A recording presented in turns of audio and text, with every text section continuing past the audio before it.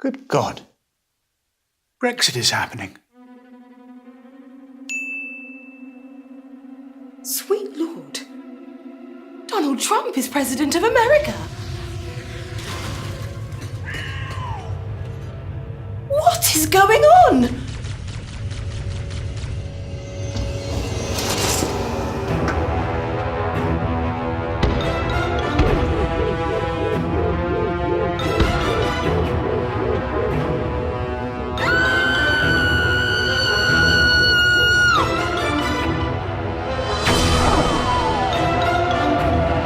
How could this have happened?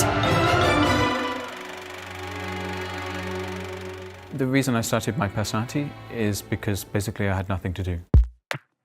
Psychometrics is about measuring what's in your brain, personality, intelligence, the things that are in your head. My Personality is an app that I put on the Facebook platform in about June 2007. And what it did is it gave people a personality test and then feedback on the results. At the beginning, the data that was being collected was just people's personality test results. Unfortunately, because it's on Facebook, you've got all sorts of behavior from what they like, what they're talking about, who they're talking to. You can take the fact that they like Coke or Pepsi or this musician or this celebrity or this artist, bring it all together, and then you can start making predictions about them as an individual. Can you predict someone's IQ score? Can you predict someone's race? Can you predict someone's religion? And all of these things are predictable just from the things that people like on Facebook. You can know them almost as well as a husband or wife. We found that people who have a high IQ tend to like things like science, but also things like curly fries for some reason. People who are more competitive, they like the groups on Facebook called I Hate You, I Hate Everyone, I Hate the Police, also Prada. So now that you can know what they really like as a person, you can craft the perfect message at the perfect time to persuade them to have your point of view.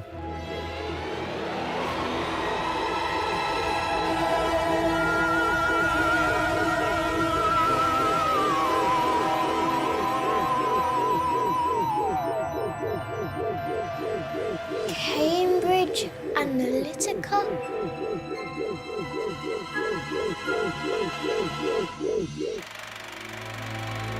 I was researching fake news after Donald Trump had got elected, and as part of that, this academic who I spoke to said, yes, and you have a company like Cambridge Analytica who worked for Donald Trump and worked in the Leave campaign. Most companies that work in political campaigns, they are hired hands who come in for a season and work for a candidate. And Cambridge Analytica is different because it's been bought by this very politically motivated billionaire. And he's employed some of the smartest people on the planet to find techniques to try and change the way that people think. So I first came across Cambridge Analytica in about January 2014. And they were interested in, can you bring your technology to our company? Why did you decide not to work with them? Selling soul versus, yeah. Although we decided not to work together, it seems like they collected their own data.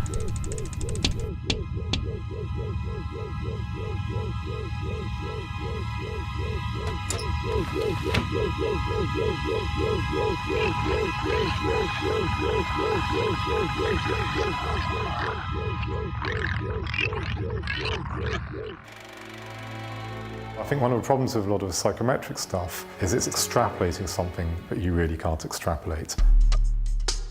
Everyone has messy bits of their data online. They accidentally click on something on an advert without meaning to. And we all leave these signals behind it, but a lot of the time these signals just aren't very meaningful. And I think a lot of things that are claimed for Cambridge Analytica just simply aren't possible to do. Somebody has to win every election. And what happens every time somebody wins is that everyone assumes that the winning side did everything brilliantly, and everyone tends to assume that the losing side did everything wrong. And really it turns out actually reaching enough people is not mainly to do with clever technology, it's just to do with spending lots of money. We know that these techniques can be effective and can be successful at kind of shifting attitudes, at kind of influencing behavior, but it doesn't mean that you could turn a Hillary voter into a Trump supporter. I mean, it's really difficult to say to what extent something like psychological targeting really influenced the US presidential election or Brexit, simply because there's no data. If you think about these big tech platforms, about Google and Facebook, these are totally dark inside. We don't know how their algorithms work. We don't know what they're doing with our data. We don't know how Cambridge Analytica is weaponizing this information. And I don't think that's freedom. You will give us your data. You will vote how we say. We will give you our data. We will vote how you say.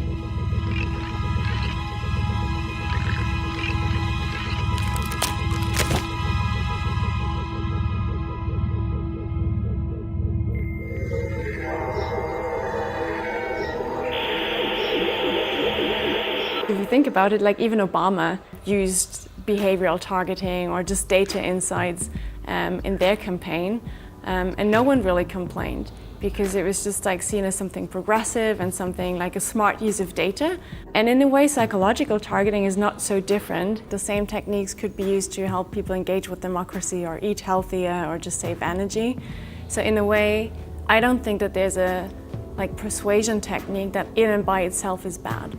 In the end, it just comes down to communicating with people in a way that makes it sound interesting, that makes it sound like it's something they want to put their vote in for. I did not know that. This viewpoint suits my interests. When can we vote?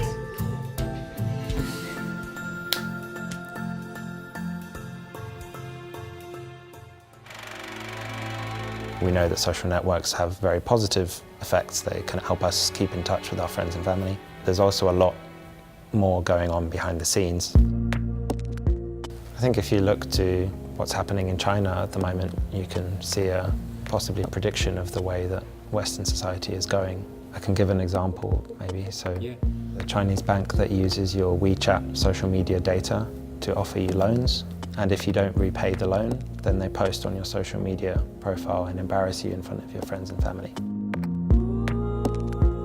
Leading academics and people from the enforcement agencies, they all came together last year to talk about the way that digital campaigning had changed our electoral system. And they just said, we're helpless. And they said, we urgently, urgently, urgently need to have our electoral laws reviewed. Literally 2 weeks later, a general election was called, and it was business as usual. We've just got to really wake up and make some of these changes before something catastrophic happens.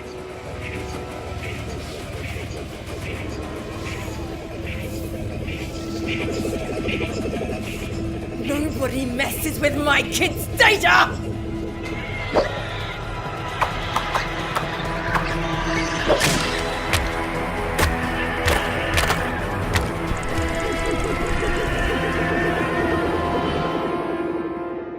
You can't get away from this. Even if you're not using the internet, if you're using a credit card, if you're using a store loyalty card, then there will be some very intimate data about you being collected. If I think who would be most able to predict when I'm going to die, it would be Tesco from my club card. Do you feel responsible for what has happened since these techniques have been used? I'm quite proud that the fact that we published our findings and it got such wide media coverage means that people really are thinking about what their data means. They're thinking about, should I unlike the things that I have on Facebook? Should I be on Facebook at all? Although Cambridge Analytica use such abilities, it's still at a very early stage. It's perhaps not at the stage where this is something that we can't overcome now that there's a public discussion. Well done, darling.